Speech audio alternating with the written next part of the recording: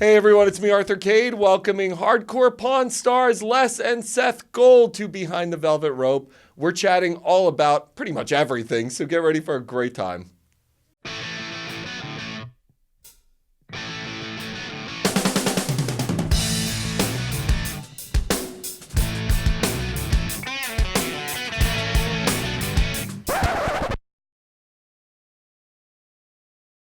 Hey everyone, it's me, Arthur Kade, Les and Seth Gold in studio. I'm so pumped. You guys have had a busy morning. I was on your Twitter. I'm like, today's show, Maria Barter. I mean, right. like, you guys tired? Like, he started really early. I didn't start as early as he did. So how are you feeling? I'm a little tired. You know, I'm much older than Seth, so time Speaking is. of older, it was your birthday. It was. Man. Thanks for the shout out that day. I Happy really birthday! appreciate it. And the gift too. I love it. I love it. I swear to God, it's like somewhere in the mail. UPS called me. They tried to deliver it. It's on its way back here, but it wasn't back in time. UPS doesn't mail stuff.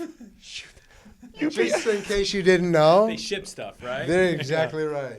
So, guys, congratulations. Besides your birthday, the show's going strong. I saw you opened another store. When does this empire stop? Like, when does it all stop? You know, it's funny you say that. I have more drive now than I did when I was a little younger. So I'm really excited. The new stores that are opening up, a lot of things in the future of American Jewelry and Loan. We're so excited.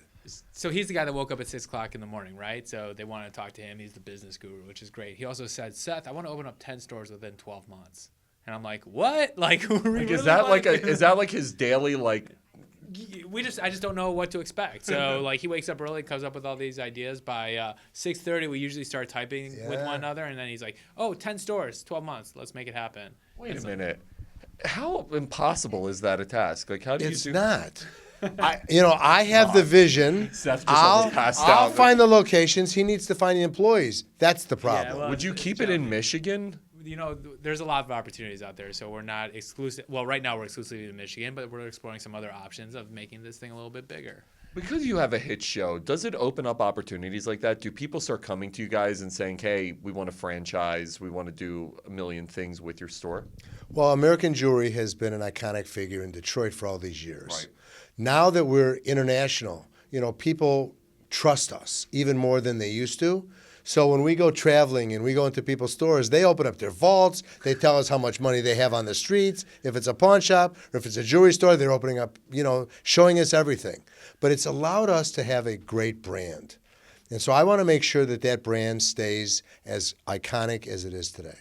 That's why we won't franchise. We're going to own them. Stop, man. He's like, I'm not franchising, so we're in-house. How has this show changed everything for your business? Because I've spoken to you guys. It's like UPS. Talking to UPS. It's quite a morning. How has it changed your business dynamic, the show? I don't think it's changed the business dynamic. Obviously, we're more recognizable, but the fact is we're flying home this afternoon, and we'll be stopping by the store before we go home this evening. So, like, we are there. We're operators, So no matter how much we're in New York or traveling, we're always an earshot away from our employees to make sure that everything is going according to plan. We just got off the phone with one just now.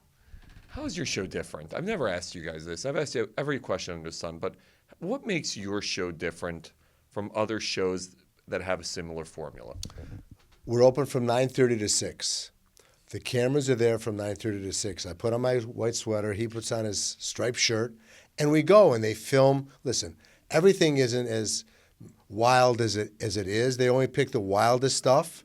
But we don't have that each and every day. So that's where the difference really lies. I think to keep the longevity of anything going, you have to find some sort of attraction, why people tune in or do whatever. And so people can identify with working in a family environment, going to a pawn shop, or even the fact that, hey, I have something like that at home. I wonder how much it's worth. And people are intrigued by pawn shops in general. I was watching your segment on the Today Show because it's already online, and you were going through kind of identifying some fun, items. What have been some of the craziest ones that you guys have ever come across? The one that we've been speaking about lately was the Jack Kevorkian van, Dr. Deathmobile. That's awesome. I mean, we had it. Awesome. We did it on the show, and we just sold it to Zach Baggins, as a matter of fact, who has his own reality show. So that's one of the weirdest and unique items that we've ever taken. How does something like that sell? Like, how do you even, like, are you like, hey, this is Jack Kevorkian's van. People have probably committed suicide in this thing. Well, so they did, and it happened. And the guy who came in to sell it to us says he wants $100,000. And I'm like, it's a rusted out van. Like, what? How do you expect it? Well, the history. And so he gave us a provenance. He showed us the title, and he showed us the signatures and all that stuff.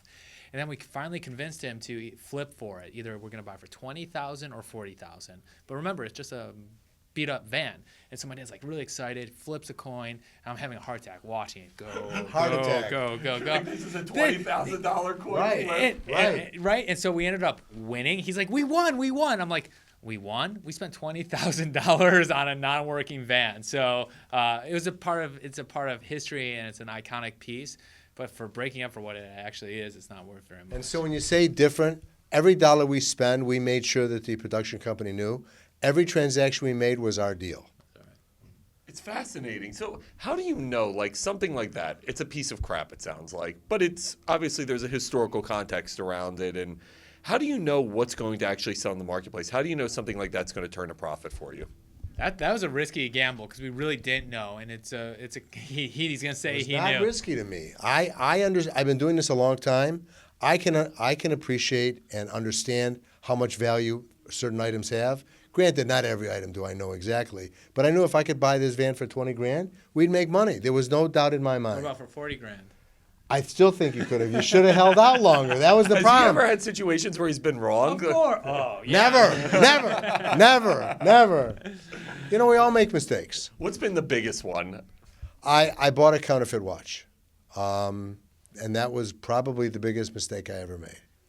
I'm guessing a very expensive It was one. an expensive watch. You know, I took it apart and I looked at it, and everything was perfect until I took it to my buddy who's a watch expert, and he says, Les, this is the best fake I ever saw. I go, what do you mean a fake? I looked it up. I did all the computer, testing and everything, how it was.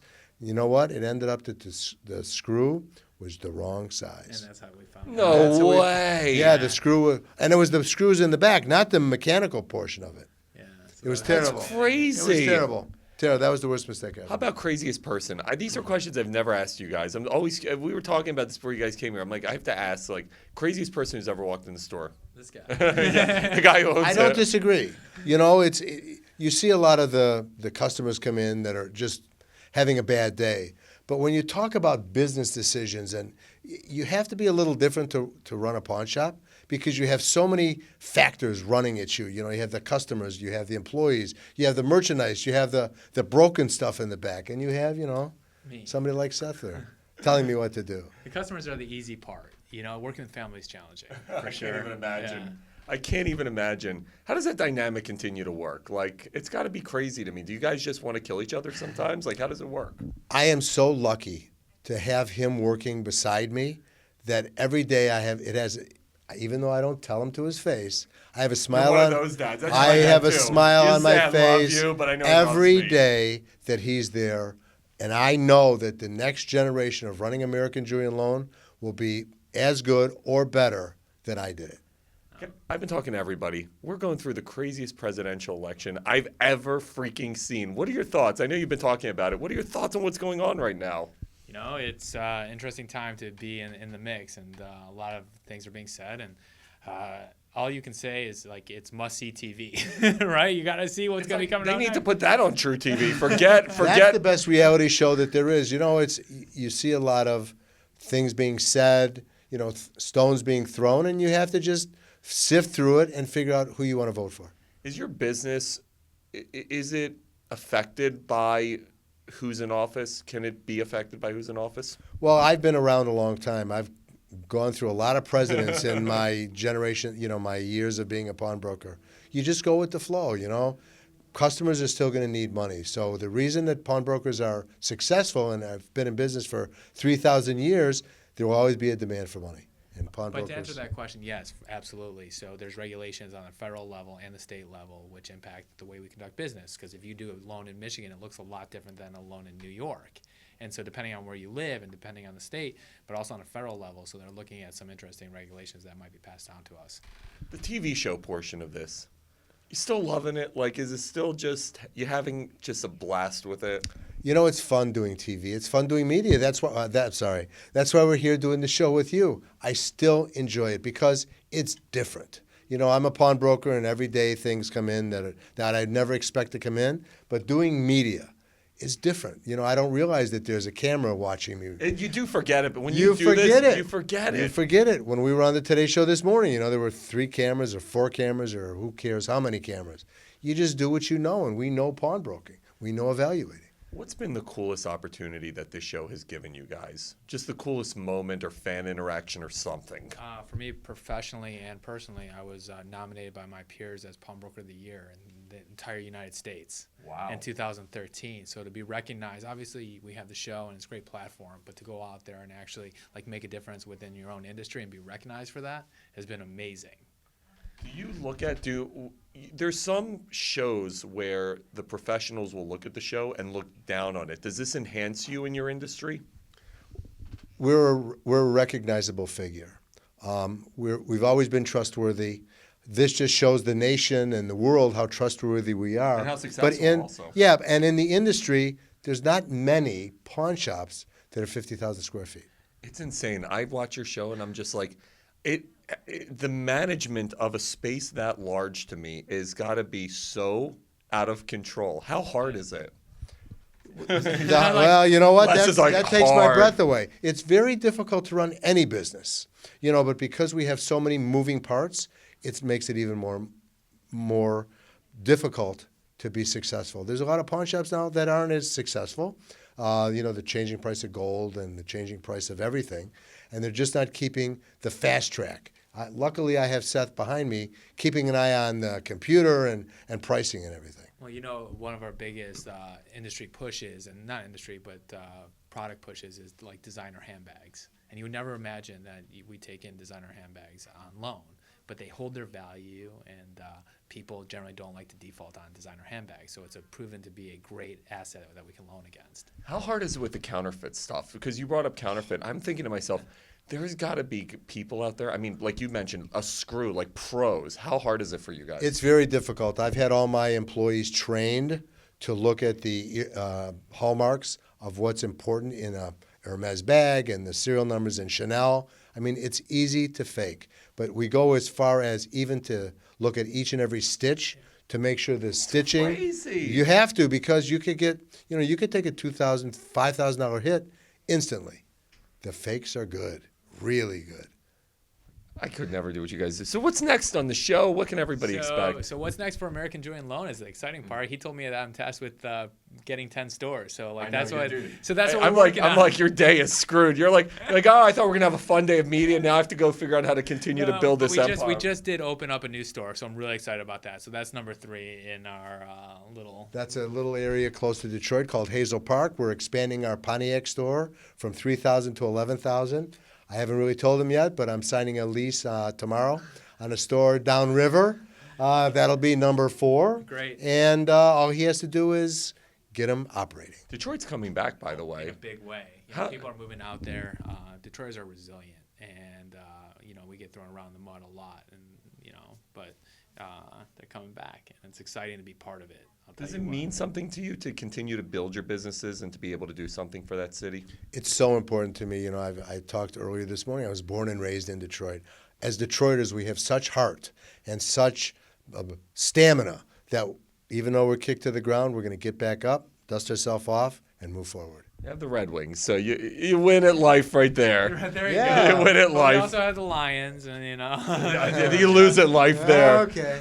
I mean, if Cleveland could win a championship, you know, Detroit's got something coming soon. So, guys, congratulations Thank on you. everything. Thank You're you for always having two us. of my favorites. So, everybody, make sure to check out these guys. And if you're in Detroit, go buy a bunch of stuff from them. Or just come visit. Or come visit and say hello.